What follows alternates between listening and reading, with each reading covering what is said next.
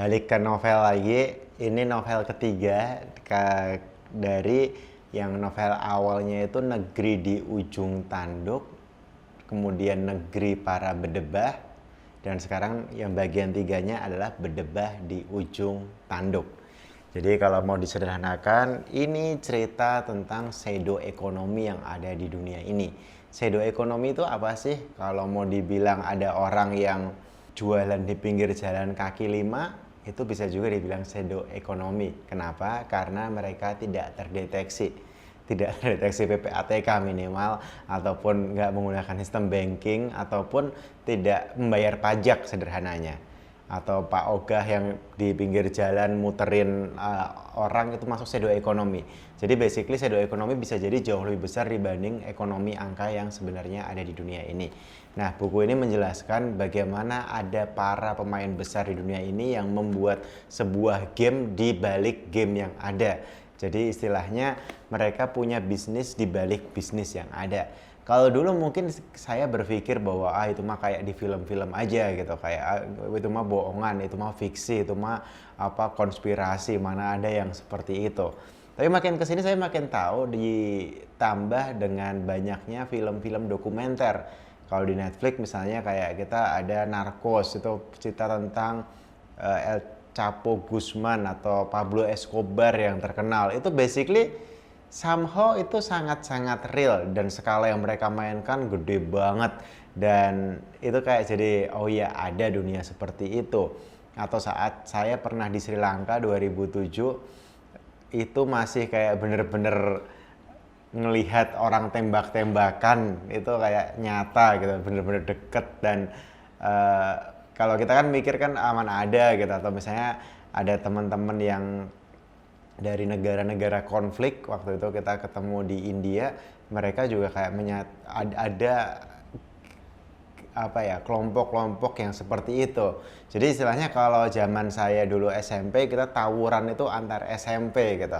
Kemudian SMA ya antar SMA. Mungkin kalau kita punya masalah masih tentang hal-hal yang sepele, ketika kita udah dewasa bisa jadi kita kompetisi dengan kompetitor dan seterusnya. Tapi kalau makin gede juga tetap ada antar negara ini persaingannya, sampai yang kalau kita pikir apakah perang nggak ada, mungkin di kepala saya yang dari 30-an tahun yang lalu lahir belum pernah melihat perang secara langsung.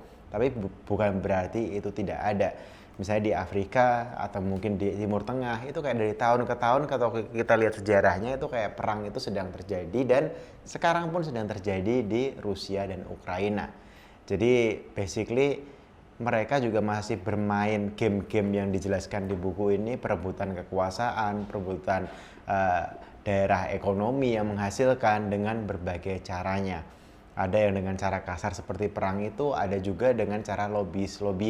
Saya punya teman di Jakarta yang bekerja untuk dalam tanda kutip NGO, tapi basically dia lobbyis untuk Amerika. Bagaimana dia bisa mengegolkan peraturan-peraturan pemerintah agar bisa sesuai dengan hal itu. Di Amerika wajar posisi ini disebut lobbyis, jadi mereka dalam tanda kutip tidak pernah atau jarang sekali melanggar peraturan, karena game mereka adalah mengubah peraturannya, mengubah cara bermainnya. Jadi kita perlu mengetahui sebenarnya apa yang terjadi di dunia ini, minimal di bidang tempat kita berada. Seperti halnya misalnya di Jogja ternyata ada paket bantuan untuk pengiriman produk lokal keluar kota, atau paket subsidi jasa pengiriman untuk ekspor, atau misalnya ada hal-hal yang sederhana tapi siapa tahu bisa membantu kita. Atau misalnya kalau kita dalam main properti, kita tahu sebenarnya planning untuk yang namanya pintu keluar tol, pintu masuk tol, kapan rencananya, itu sebenarnya adalah gambaran umum yang ada, sebenarnya sudah ada grand planningnya, cuma kita tahu atau tidak tahu. Jadi ini basically bukan sekedar insider information, tapi hanya kayak kita mau cari tahu nggak sih sebenarnya yang terjadi apa, sehingga kita tidak lagi menjadi korban, tapi kita juga bisa ikut mengetahui informasi itu dan kayak menggunakannya sesuai dengan apa yang kita butuhkan. Jadi buku ini menjelaskan kita bahwa peta kekuatan dunia itu terjadi di berbagai titik tergantung bidangnya masing-masing. Jadi misalnya Anda jagoan di kampung Anda, bisa jadi kalau lawan kampung sebelah Anda belum tentu jagoan. Atau bisa jadi Anda jago dalam hal kuliner di kota Anda, tapi ketika di level nasional bisnis Anda skalanya belum apa-apa. Jadi kayak ini basically adalah kayak kalau kita ngelihatnya sekalian gede, terus kemudian kita balik ke tempat kita berada, kita bisa melihat dengan proporsi yang lebih utuh. Bukan kita kayak jagoan di kandang sendiri, ngelihat kayak wah aku paling keren, mobilku paling bagus. Tapi ketika kita ngelihat agak jauh kayak itu tiba-tiba jadi kayak jauh banget. Seperti saya pernah ke Yiwu. Yiwu itu adalah satu daerah di China, di Tiongkok, di mana satu kota itu ada namanya Yiwu Market atau yang dikenal sebagai salah satu pasar terbesar di dunia. Pasar itu benar-benar kayak pasar yang 5 lantai, ada 6 distrik, dan ini kayak pasar terbesar di dunia di mana hampir semua ekspor lah dari situ datangnya. Basically tempat rukonya atau tokonya mereka tuh kecil-kecil, hanya 3 kali 4 meter atau 4 kali 4 meter, kecil-kecil. Tapi satu toko itu mewakili satu pabrik. Jadi kalau kita jalan tuh misalnya ngomongin sepatu, ada 100 toko sepatu. Kalau kita ngomongin baju, ada 100 toko baju. Kalau tapi tiba-tiba ada puluhan ribu toko di situ. Yang menarik itu kayak tradingnya di bursa saham, jam 9 buka, jam 5 tutup. Dan ketika tutup jam 5 sore itu yang keluar semua yang penjaga toko itu mobilnya yang kayak model Ferrari, Porsche, Lamborghini, jaga toko mereka. Kenapa bisa seperti itu? Karena toko yang mereka jagain sekali terima order ngirimnya 5 kontainer, 10 kontainer, dan seterusnya.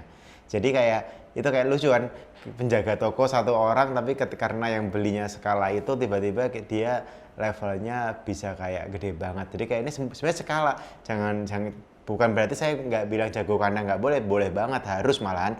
Cuma kayak sambil ngelihat kandangnya orang atau tempat bermainnya orang, siapa tahu ada unfair advantage yang bisa kita ambil ataupun competitive advantage yang bisa kita adopsi agar kita jadi punya daya saing yang lebih tinggi. Thank you.